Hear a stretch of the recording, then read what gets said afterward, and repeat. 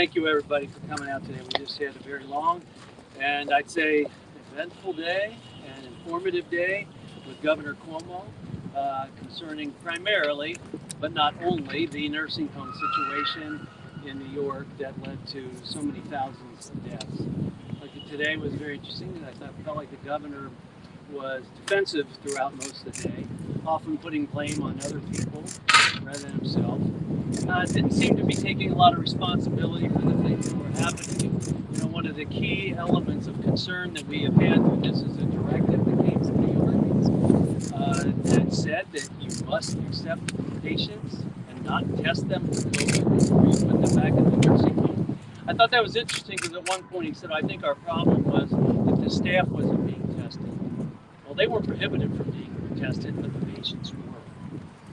And you put them into a nursing home amongst the most vulnerable people who are American seniors that are in nursing homes. There seemed to be very little remorse. Often when we talk about the number of deaths that took place, they were just numbers. They were just numbers. But there were a lot of prospects, things that we want to look into further, and I think we will be looking into further. It is mind-blowing to me that the governor, who was later to rescind or amend the directive that went out about putting COVID patients or untested patients back into nursing homes, he was the one to put the executive order out to amend it. But when it came to the directive itself, he had no idea where it came from, and still does not.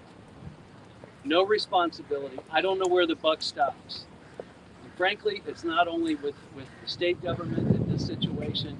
We see the same problem with our federal agencies, especially when you look with the situation at NIAID and NIH, where Governor Fauci said, I'm not the one who approves the grants, I just sign them, and your taxpayer dollars go out. There's a lot of taxpayer dollars in New York as well, and seemingly a lack of accountability, so we are not finished. But I want to give a lot of credit through this whole process and the months and years that went into leading up to this day today to our members from New York. And with that, I will turn it over to Mike Lawler. And thank you for putting this in the Thank you, Chairman Wenstrup, and thank you for your leadership on the select subcommittee with respect to the coronavirus 19. All of us from New York know full well Andrew Cuomo is a phony and a fraud. Andrew Cuomo, at his directive, the Department of Health issued that memo, and he put our most vulnerable population at risk, resulting in the death of over 15,000 seniors. And it was Andrew Cuomo who covered it up. It wasn't just the directive, which was bad enough and idiotic, and resulted in the death of the 15,000 plus seniors.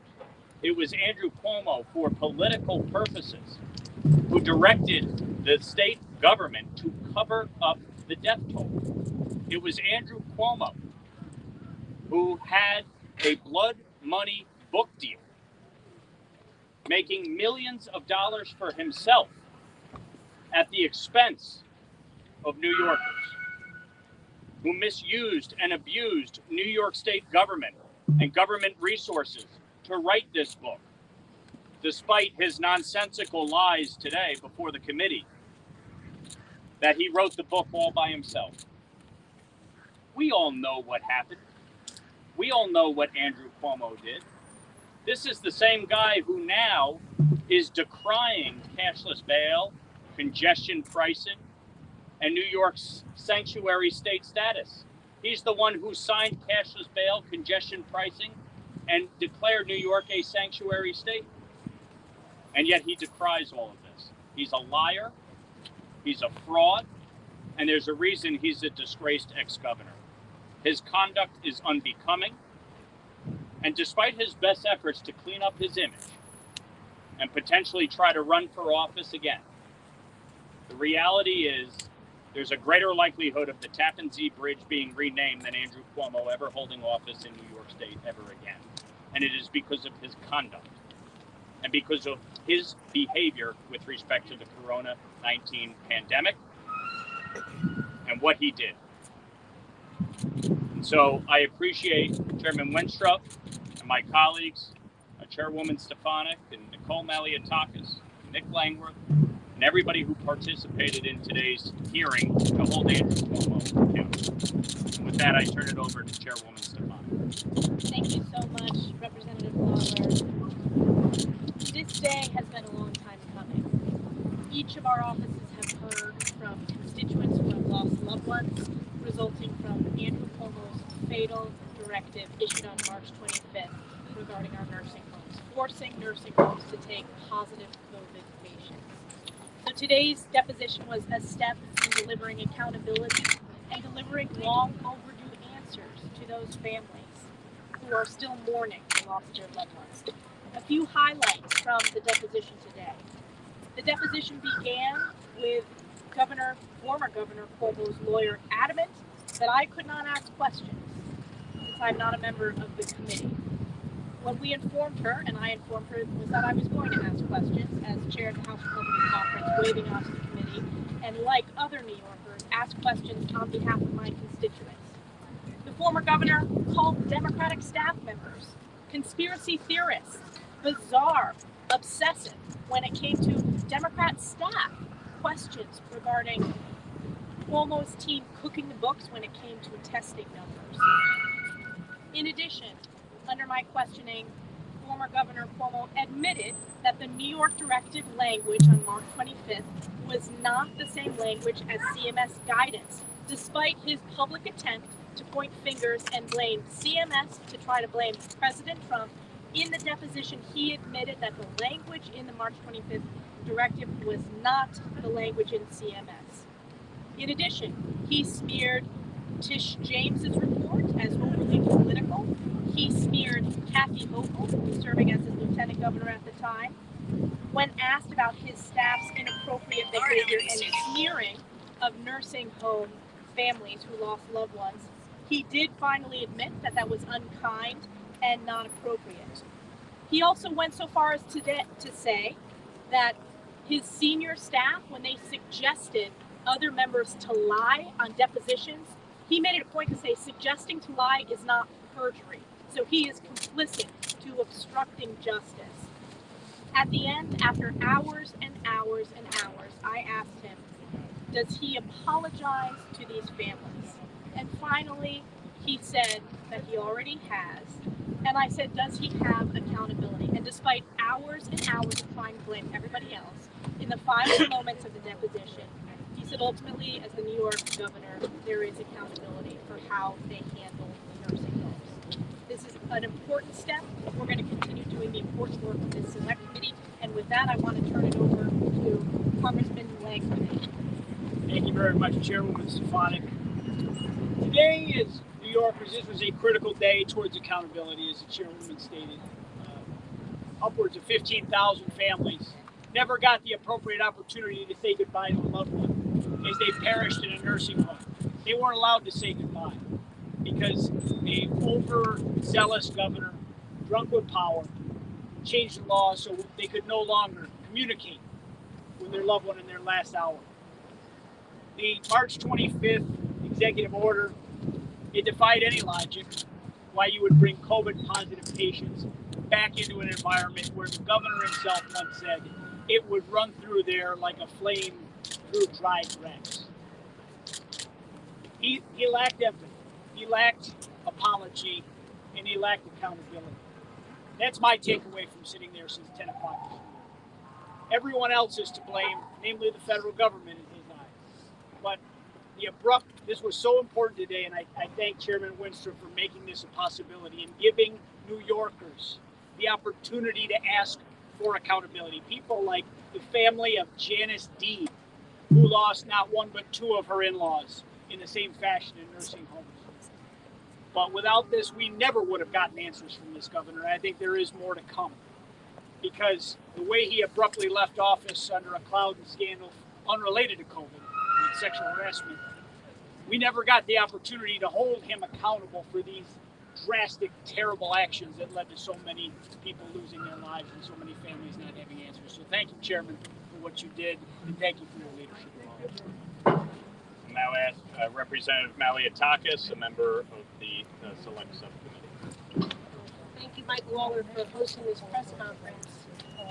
As a member of the Select Subcommittee for the last 4 years, we have been trying to get answers from Governor Cuomo about what occurred, what was the information they based their decision on. And to hear the governor stonewalling for the last 4 years, and then come before the committee and tell us that he did not know that this directive existed, that he did not authorize it, that his Department of Health commissioner did not authorize it, that somehow it just popped up from an unknown staff member at the DOH. That's very, very difficult for anybody with common sense to believe. The governor, who's hosting daily briefings, who was in the minutia of all the numbers and all the figures and all the things that the state was doing in response, has no idea that this March 25th directive mandating nursing homes to take COVID positive patients existed. Until a month later, he claims, when the media asked him a question about it. Does anybody believe that? It is outrageous to think that a governor that was so obsessed, so micromanaging, does not know that this type of mandate came out of his administration. So right there, you have someone who is trying to deflect, someone who is trying to point fingers. We've heard all our questions today. It was either this lowly staff member at the Department of Health who is unknown, we don't even know who it is. Think about that. The governor finds out about this directive that kills thousands of seniors a month later, and he did not do an internal investigation to find out who this lowly staff member, who is still unknown, who that person was. That to me is unconscionable. And if anybody believes that, I got a Tappan Zee Bridge to sell you. But the truth is, he spent all day deflecting and pointing fingers. If it was not that staff member at the DOH, then it was the CDC and the CMS. It was their guidelines, which, by the way, different wording. That was not a mandate that came from CDC and CMS. That was a suggestion, it was a guidance, but in no way a mandate. Then he blamed the nursing home, saying, well, it was their fault that they couldn't care for them and they should have rejected them. But it doesn't say that anywhere in the directive, that you had that opportunity to reject someone if you could not care for them. Tried to blame President Trump, tried to blame the state legislature for things. Everybody but himself refused to take responsibility. And that is why our committee will continue to do our work. We will continue to speak with people in the administration. We will continue to expose the lies and the discrepancies and the flaws of what occurred. And we won't let up until we get to the bottom of what occurred here, because we owe it to the family. And Elise brought up a really important point. When asked whether he would change that directive now that he knows about it, he said no. He said no. He actually said he would communicate about it more, he would explain it more, but he would not actually change it. And therein lies the problem. And that is why we saw thousands of New Yorkers die unnecessarily in a preventable tragedy. Thank you, Congresswoman Malliotakis. I'll now introduce my colleague, Congresswoman Claudia Tenney. Thank you, Chairman Lawler, and State Chairman Wenstrup, all of my colleagues here, especially all those who were able to attend the meeting today. Unfortunately, I wasn't able.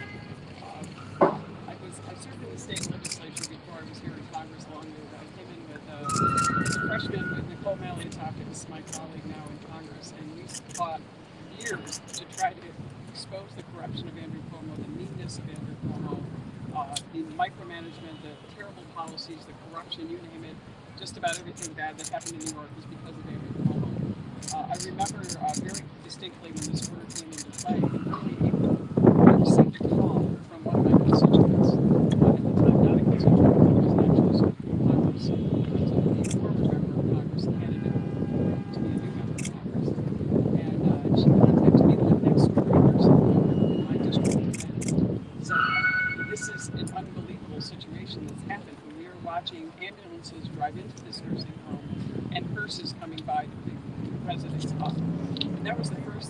sign that something was happening in our communities, I immediately contacted some of the nursing home directors that I knew from my former time serving on nursing homes. And they indeed confirmed everything that was said today by my colleagues, that Cuomo did order this, and there was no way out. They were threatened, they were intimidated if they did not take these nursing home patients, in spite of the hospital patients with COVID positive patients. In spite of the fact that other options were available to Governor Cuomo, the Javits Center was not full. Other options with the comfort ship coming into the harbor of New York. All of these options to keep citizens, especially seniors and vulnerable people, out of harm's way were not used by Andrew Cuomo because he's an arrogant, corrupt, uncaring person who ran our state, unfortunately. But this is a real tragedy, and these people deserve justice. So many people died needlessly in our community, which are bearing in mind, and all across the state. We even have a colleague, a former colleague of ours from Nicole, the county executive of Rensselaer County, actually issued an executive order prohibiting Cuomo's executive order from operating because COVID positive patients could not be placed in nursing homes in Rensselaer County, and therefore save hundreds of lives in that case. It was impossible otherwise to really fight against Cuomo. He used all kinds of extortionary methods to remove dollars from communities who didn't live up to his mandates, and now here we have a terrible tragedy. And I'm hoping at some point in this Congress that my bill, the Essential Caregivers Act, will get passed. Everyone, I think, behind me is a sponsor of this bill to give the justice and the care and the dignity that all of these people deserve in the future if we ever should have a pandemic. And God hope we don't ever have a tyrant and a malicious person in office like Andrew Cuomo who sent all these people to their untimely deaths. And with that, I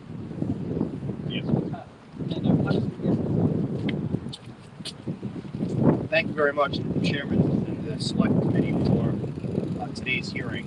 You know, the issues that we're talking about, the decisions that Andrew Cuomo made, shouldn't be looked at politically. The people who died, their families are looking for answers because the decisions that he made were inhumane. It's not about being a Republican or a Democrat. It's about being a New Yorker. Andrew Cuomo has spent his career pointing fingers at others, placing the blame on others, not just this decision with regards to the nursing homes and COVID-19. Much of his career, we see it now as the city and the state is unraveling in his decisions over cashless bail and criminal justice reform. He points the fingers at others. And thanks to the Select Committee, today was an opportunity to point the finger at Andrew Cuomo. And COVID-19 was a devastating time. But Cuomo took it as an opportunity to host a daily talk show. He took it as an opportunity to write a book and make money. He took it as an opportunity to not only destroy small businesses and main streets throughout the state of New York, but destroy young children's opportunity at education. And he also took the opportunity to destroy lives. And today was a step in the right direction of him being held accountable for that. And I hope the questions asked today to Cuomo continue. Because I remember back to those days of COVID-19 when I was still a member of the Hempstead Town Council. And we ran in the town of Hempstead our own municipal. We ran a municipal cemetery. And I think back to the days with families calling our offices because there was a waiting period in order to be buried because there was so many bodies coming out of nursing homes. Think about that. Nursing homes running out of body bags. No areas in cemeteries that the staff there didn't have the ability to legitimately dig graves quick enough. Those are the questions, and that's the accountability that thankfully we are one step in that direction today. So thank you again to the select committee. Thank you to our conference chair. And I really do hope that today is the beginning of many more questions and fingers pointed right at Andrew Cuomo. Thank you. Brandon Williams, New York 22nd District. The COVID-19 pandemic was an unprecedented crisis. And with that, Governor Cuomo took unprecedented power and claimed unprecedented power. And with that power, he did unprecedented and unnecessary harm. And the people of New York, the families of the loved ones, demand an answer. Today, Mr. Chairman, thank you for the important step of holding Governor Cuomo accountable for the incompetence, and even worse than the incompetence is the indifference. And to all the families that suffer today and that suffered through that because of these terrible decisions, I hope that you find solace, that we're demanding answers, that we're shining light in places where Governor Cuomo has taken unprecedented steps to cover up, to dodge, to weave, and to hide. And those days are over, and we're bringing accountability as the people of New York, as the people of Central New York should expect from their government. Thanks very much. For the 2 years during our response to COVID and the economic shutdown imposed on New York and states across the country, I served as a county executive. For clarification, in New York, that means that I oversaw the public health response to COVID-19 in my county. I was on the calls with Andrew Cuomo's staff. I was on the calls with nursing home administrators. I was on the calls with hospital administrators. I had to make the decision to buy body bags and mobile morgues. We had to conduct the autopsies to prove cause of death. We had to assemble and organize vaccination stations and testing sites. I had to make the calls to families who didn't understand why they couldn't attend their loved one's funeral. We had to explain order after order after order by Andrew Cuomo and his administration, which over time were not only not related to anything to do with common sense, but were not supported by science. I had the benefit of sitting in today, and Chairman Winstrup, thank you, and to my colleagues on the committee and those who have shouldered this important responsibility. New Yorkers are grateful. Andrew Cuomo knew that health department order was issued. He knew that the health department order was altered. The Albany Times Union reporting today clearly that it was the governor's administration that amended the Department of Health order to make it clear that nursing homes could not reject and could not decline admission of individuals with COVID. He then went further in his press conferences to threaten nursing homes, saying to them they had no choice. At the same time, his administration used the power granted him by the state legislature, the only governor in the country to be given the complete and autonomous authority to craft law. The state legislature handed it over to the governor. He said to nursing homes and hospitals, you must follow these instructions, because if you don't, these organizations knew that their licenses and their livelihood would be threatened. There was no question that they had to follow the order. Today, the governor wants you to believe that he didn't know about the order, lie number one. That he didn't put any pressure, nobody did, on nursing homes and hospitals, lie number two. And that they had no such effort of covering up or altering the total number of deaths, lie number three. He went as far as to say, again, which he said in public, and so I feel very confident and comfortable saying it to all of you again today. He doesn't, when confronted with the fact that nearly or more than 9,000 individuals died in nursing homes in the state of New York, his administration, in an altered report, reports 6,400 deaths. He says, what does it matter that another 3,000 died? It's not connected to anything except this. It's connected to his order. There was an intentional effort to drive down the data so that there could be no correlation between an order that he knew nursing homes shall receive individuals with COVID, New York demanding no testing of those individuals when they return to nursing homes, and likely ultimately leading not only to the loss of their lives, but to other lives. He knew it. They altered the data so that there could be no correlation between an order that led to the loss of lives. This isn't about blaming Andrew Cuomo. This is about demanding accountability for people who lost loved ones. And I'm a 30 years member of my volunteer fire department.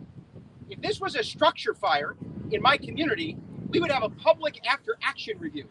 This was a global pandemic that led to enormous infringement on civil rights, the closure of businesses, and decisions that early on made sense, but as we learned more, made no sense. Of course, there needs to be transparency. Of course, there needs to be accountability.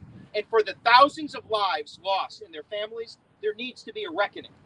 I'll just close by telling you that in April of 2020, as my father took his last breaths, isolated in a hospital in the state of New York, I was at the time grateful for those who stood and were with him. But once we understood the nature of the decisions the governor was making, there is no excuse for the families who had to be on the other end of a phone listening to their loved one gasp for the very last time. I will never forget those last 5 minutes I had with my father. I don't hold Andrew Cuomo accountable for the death of my dad. I do not. But I hold his decision-making responsible for putting other lives at risk and ultimately diminishing the value of those lives and treating the decisions as part of a publicity stunt and profiteering for a book nobody bought. Thanks. Thank you, Congressman Molinaro, and especially for sharing, obviously, a deeply personal story with respect to the loss of your father. Before we open it up to questions, I just want to read a statement from an organization that has been at the forefront of holding Governor Cuomo accountable, Voices for Seniors. Quote, for years, grieving families have begged for answers as to why our loved ones died from COVID contracted in New York nursing homes. During Cuomo's daily briefings, he would update the daily numbers of the newly hospitalized and deaths, while stating there would be a hospital bed shortage rather than using resources such as the USNS Comfort and auxiliary hospitals that were provided by the federal government. They went unused.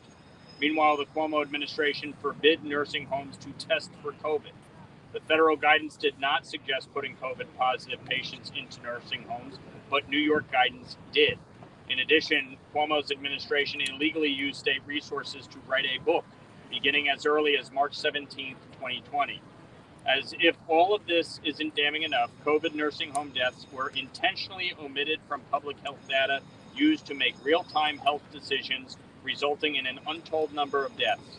Early on in the pandemic, the numbers of those who died mattered to Cuomo, but as questions arose, the numbers were hidden. Cuomo asked, who cares? We care. Voices for Seniors is comprised of members that represent every race, religion, gender, and political ideology. The preventable deaths of our loved ones is not political, and we resent and denounce Andrew Cuomo for using our pain as a political attack against our elected officials doing the jobs we have asked them to do. Our loved ones' deaths are not a, quote, MAGA conspiracy theory, as Cuomo's spokesperson claims. Democrat committee member Dr. Ami Bera described it best when he called what happened, quote, medical malpractice, end quote. We are hopeful we will receive the accountability we rightly deserve and justice is done for our loved ones. Without answers, how will we be able to avoid this from ever happening again? And with that, we open it up to any questions. Mostly for Chairman Wenstrup. I think that if Republicans didn't have the majority, today's hearing never would have happened. First, we think that's a fair assessment. And second, why was this a priority for you to make happen before the election? Well, to the first part of your statement, this never would have happened if we didn't have a majority. It just wouldn't have. Democrats clearly had a chance to do this last term. It didn't happen. I am pleased to say that today in the hearing that my colleagues from the other side of the aisle were pretty sharp on their questions too, especially from the medical side. And what the things that are inexcusable are certainly highly questionable. So again, I don't think it would have happened if we weren't in the majority. And this is not the last step. We take what we said today, we compare it to what we know is in fact and reality, and we compare some of those things, and very likely we will ask the governor to come back in front of Congress again. It's not only just the people in New York that deserve this, they do, but I think the whole country does. All right, thank you, folks. Appreciate it.